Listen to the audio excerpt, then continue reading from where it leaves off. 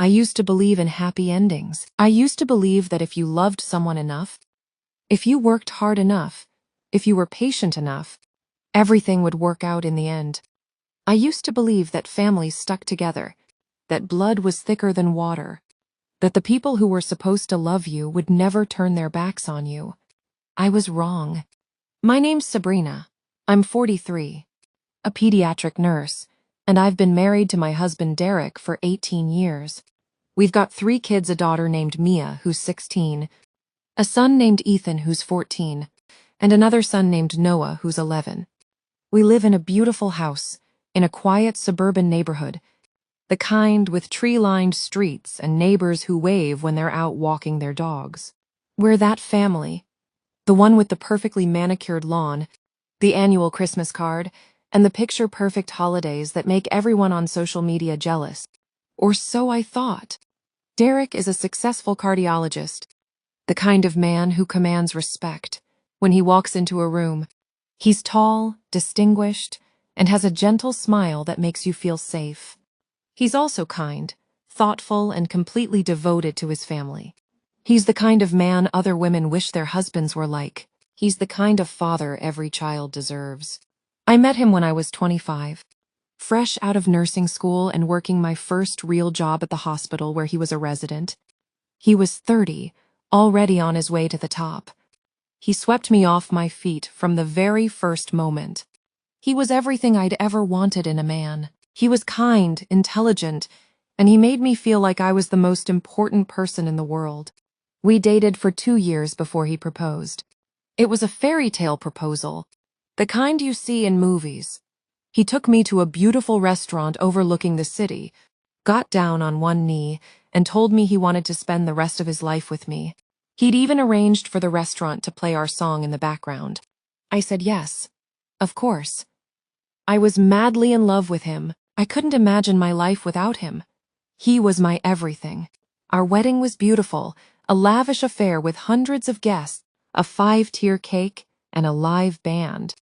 I wore a white dress that made me feel like a princess, and I walked down the aisle on my father's arm. When I saw Derek waiting for me at the altar, I felt like the luckiest woman in the world. I thought I had it all. I thought I was living the dream.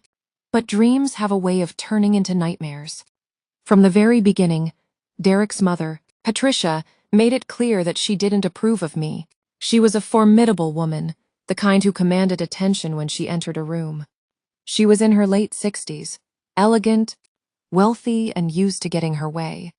She'd raised Derek on her own after his father died, and she was fiercely protective of him. She'd always been the most important woman in his life, and she wasn't about to give up that position without a fight. She looked me up and down at our first meeting, like I was something unpleasant she'd stepped in. "So you're the one my son has been talking about," she said, her voice cold and dismissive. "I have to say I expected someone more impressive. You're so ordinary, so average. I don't see what he sees in you." I forced a smile. "Thank you, Mrs. Harrington. Derek has told me so much about you. He says you're a remarkable woman." "I am," she said, flipping her hair. "I've worked very hard to get where I am. I've sacrificed everything for my son. I've given him everything, and I expect the woman he marries to be worthy of him." I felt my face flush with anger, but I held my tongue. I didn't want to cause a scene. I didn't want to make a bad impression on Derek's mother. So I smiled and nodded and pretended everything was fine. But everything was not fine. And over the next 18 years, Patricia made my life a living hell. Patricia's attacks were subtle at first, almost imperceptible. She was a master of the passive-aggressive insult, the backhanded compliment, the comment that seemed innocent on the surface, but was actually designed to cut deep. She'd make snide remarks about my cooking, my housekeeping, my parenting. She'd criticize my clothes, my job, my background. She'd question my decisions, my judgment, my worth. She'd say things like, "Oh, I see you're still working as a nurse. I suppose someone has to do that job. I'm sure it's very rewarding, in its own way." Or, I'm surprised you can afford to live in this neighborhood. I suppose nursing pays better than I thought. Or maybe Derek is covering most of the bills. Or, Derek must be so patient to put up with your quirks. He's always been so kind. I don't know how he does it. I tried to ignore it. I tried to rise above it. I tried to be the bigger person. I told myself that she was just jealous, that she was just insecure, that she was just lashing out because she felt threatened. I told myself that if I just kept being kind, she'd eventually come around. I told myself that I was doing the right thing. But it was exhausting. Every family gathering was a minefield. Every holiday was a nightmare.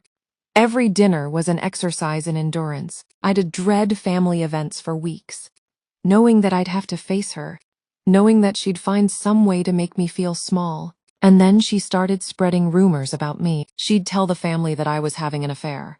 She'd say she'd seen me with another man, that she'd caught me in a compromising position, that she'd heard me on the phone with someone I shouldn't have been talking to. She'd tell them that I was stealing from Derek, that I was neglecting our children, that I was unstable, that I was dangerous, that I was a liar, that I was a fraud, that I was a gold digger, that I was only with Derek for his money. At first, no one believed her. Derek defended me. His siblings were skeptical. His cousins thought she was being dramatic. But Patricia was persistent. She chipped away at their trust, day after day, week after week, year after year. She sowed seeds of doubt in their minds, and eventually they started to take root. I started to notice people looking at me differently. Derek's sisters would give me strange looks, like they were trying to figure something out. His brothers would avoid making eye contact, like they couldn't bear to look at me.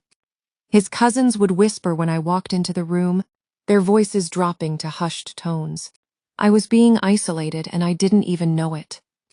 I was being set up and I had no idea. The breaking point came at a family dinner. Derek's parents were hosting a celebration for his father's retirement. The whole family was their aunts. Uncles, cousins, everyone.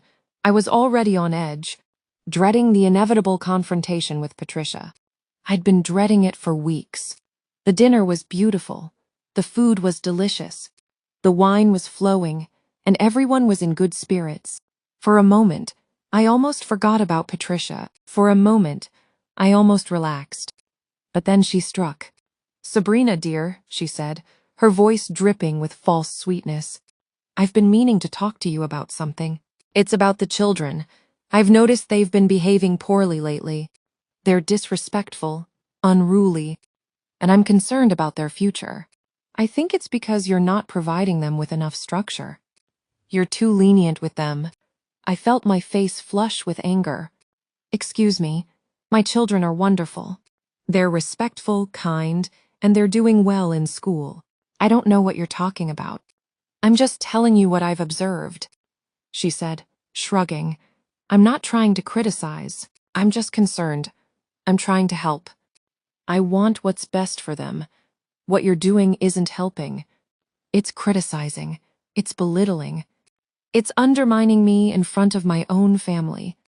"I'm just telling the truth," she said, her voice hardening. "You need to hear it. You need to improve. You need to be a better mother." "I am a good mother. I'm a good wife. I'm a good person, and I'm tired of you trying to make me feel like I'm not." The room went silent. Everyone was staring at me. I'd crossed a line. I'd finally stood up to her. But it didn't matter. She'd already won. The rest of that dinner was a blur. I excused myself and went to the bathroom, where I locked myself in a stall and cried silently, my shoulders shaking. I could hear the muffled laughter and conversation continuing without me. When I finally came out, Derek was waiting in the hallway. He had that look on his face, the one I'd grown to dread. The look that said, "You've embarrassed me." He didn't ask if I was okay. He said, "Why do you always have to make things so difficult? She's my mother, Sabrina. She's not trying to hurt you. Can't you just let it go for one night?" I wanted to scream, but I just nodded and walked back to the table, where Patricia's eyes sparkled with triumph. That night, Lying in bed, Derek turned away from me. He'd never done that before. I stared at his back and felt the last tendrils of my hope wither. I realized that I wasn't just fighting Patricia. I was fighting the version of me she'd planted in everyone's mind. My own children had started to look at me differently. Mia asked me once if I'd ever stolen money. Ethan said a friend's mom had asked if it was true I had a problem. 11-year-old Noah hugged me and said, "I don't believe what Grandma says." That broke me. My own son, defending me against his grandmother's lies. At the hospital, I could compartmentalize. I'd focus on my tiny patients, their IV lines and frightened parents, and for 12 hours I'd be too busy to think about the war at home. But the moment I stepped out into the parking lot, the weight would descend again. I couldn't let this continue. Something had to give. I started doing some digging. I needed to know more about Patricia. I needed to find her weaknesses. I needed to find a way to stop her once and for all. I hired a private investigator. It cost me a small fortune, but I didn't care. I needed to know the truth. I needed to know who I was dealing with. What he found made my blood run cold. I met the investigator, a quiet man named Mr. Keller, in a coffee shop far from our neighborhood. He slid a thick manila envelope across the table. "You were right to be suspicious," he said. Inside were bank records dating back 15 years. Patricia had been siphoning funds from her late husband's estate using forged signatures to authorize transfers. She'd opened credit cards in Derek's name without his knowledge, racking up tens of thousands in debt that sat silently on his credit report. She had a secret apartment downtown, paid for with money stolen from the family trust, where she'd entertain business associates. As Keller delicately put it, the most damning document was a recorded phone conversation perfectly legal in our state, where Patricia was heard coaching a family friend to testify that Sabrina was unstable. "Just tell them she drinks," Patricia said. "Tell them you saw her passed out in the car with the kids. They'll believe it. I'll make sure Derek does." Listening to that recording, I felt the floor drop out from under me. This wasn't petty gossip. This was a calculated, years-long campaign to annihilate my marriage and my reputation, all to maintain control over her son and his money. Patricia had been hiding things, big things. She'd been living a double life for years, and she'd done everything she could to keep it hidden. She'd been embezzling money from her own family's business. She'd been stealing from Derek's inheritance. She'd been hiding secret bank accounts. She'd been hiding secret debts. She'd been hiding secret relationships. And she'd been lying to everyone. For years, she'd built her entire life on a foundation of lies. I had her. I had all the evidence I needed to destroy her. I went to Derek. I showed him the evidence. I told him everything. "Derek, I need to show you something," I said, sitting him down at the kitchen table. "Something that's going to change everything. Something you need to see." "What is it, Sabrina? You look so serious. What's going on?" I showed him the evidence, the bank statements, the embezzlement, the secret accounts, the proof that his mother had been stealing from his family for years. His face went pale. "What is this? Where did you get this?" "I hired a private investigator. I needed to know the truth. I needed to protect myself. And now you need to know it too. You need to know who your mother really is." Derek stared at the documents, his hands trembling. "This can't be. She wouldn't." He looked up at me, and for the first time I saw his confidence shatter. All those times I defended her. All those arguments we had, she was lying. "I called you paranoid. I told you to get help." He put his head in his hands. "I've been such a fool." I sat next to him, not to comfort, but because I was exhausted. 18 years, Derek. 18 years of her poison. And you never once believed me until I had a file folder of proof. That's what hurts the most. Not her lies, your refusal to trust your own wife. He started to cry. I didn't move to hold him. I just let him cry. Some betrayals need a moment of pure, Cold truth before any warmth can return. I don't understand. My mother wouldn't do this. She wouldn't steal from us. She's our mother. She loves us. She's been lying to you from day one. She's been manipulating you, controlling you, using you. And now she's trying to destroy me. She's been trying to destroy me for 18 years. I went to the police. I gave them the evidence. I told them everything I knew about Patricia's crimes. She was arrested a few weeks later. The police had been investigating her for months, and my evidence was the final piece they needed. She was charged with embezzlement, fraud, and forgery. When Derek found out, he was devastated. He'd been completely taken in by her. He'd trusted her, loved her, defended her, and she'd been lying to him the whole time. She used me, he said, his voice breaking. She used me for my money, my connections, my access. She never loved me. She never cared about me at all. She just wanted my money. I know, I said, and for the first time, I felt a flicker of sympathy for him. She used you, just like she used all the others. You weren't the first, and you won't be the last. I'm so sorry, Sabrina.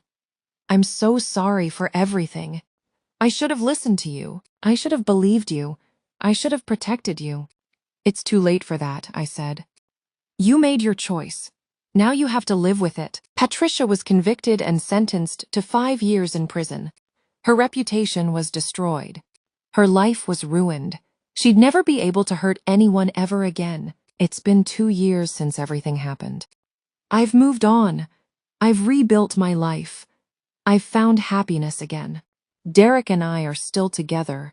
It took a long time to rebuild our trust, but we did it. We're stronger than ever. He's made up for everything. He went to therapy alone, and with me, he wrote letters to everyone in the family, exposing his mother's crimes and clearing my name.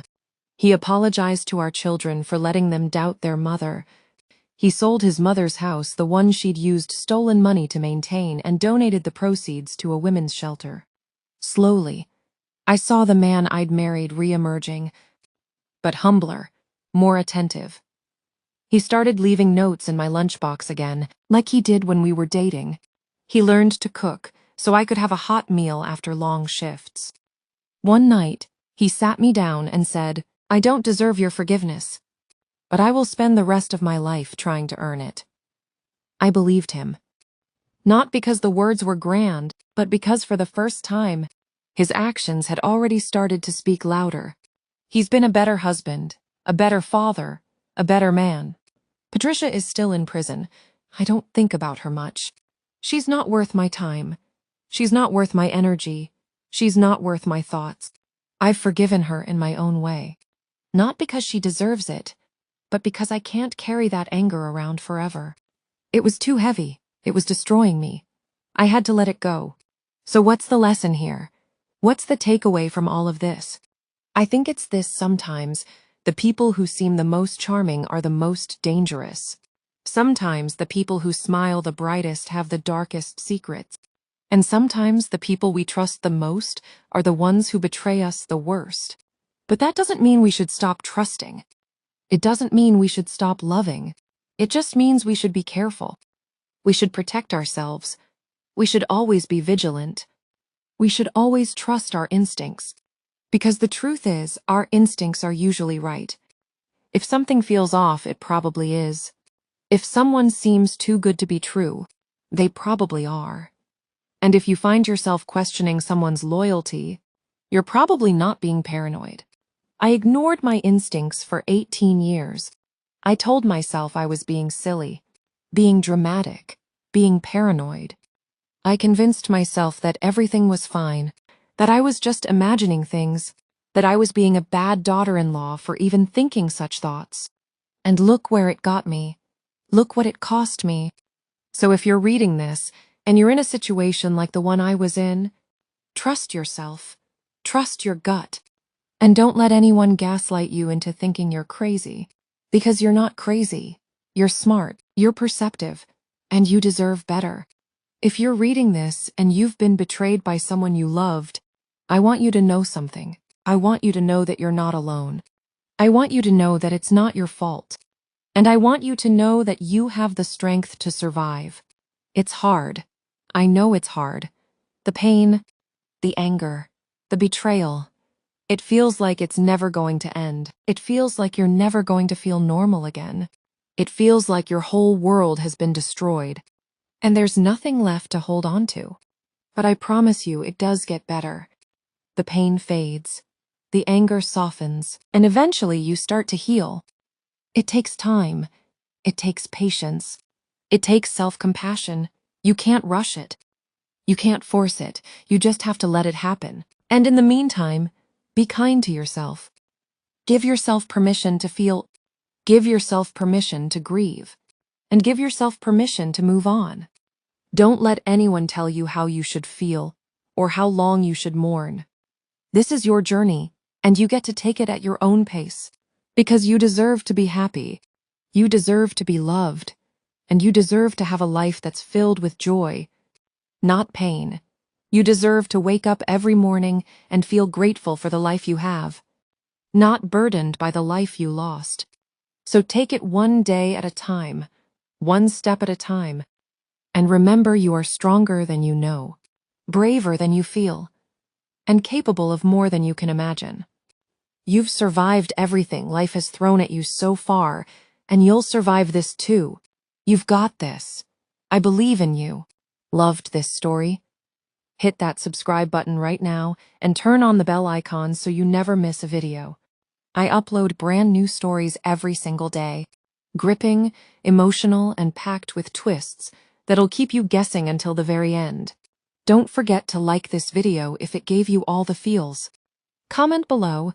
Have you ever been betrayed by someone you trusted? How did you handle it? I read every single comment. Share this story with someone who needs to hear it. Sometimes the best lessons come from other people's experiences. Got a story idea? Drop it in the comments. Your suggestion might just become the next video on this channel. Subscribe now and join our growing family of story lovers. New videos drop daily at 7 a.m. EST. Perfect to watch with your morning coffee. Trust me, you don't want to miss what's coming next. Until next time, stay strong, stay brave, and never let anyone make you feel like you're not enough. Because you are. You always have been, and you always will be.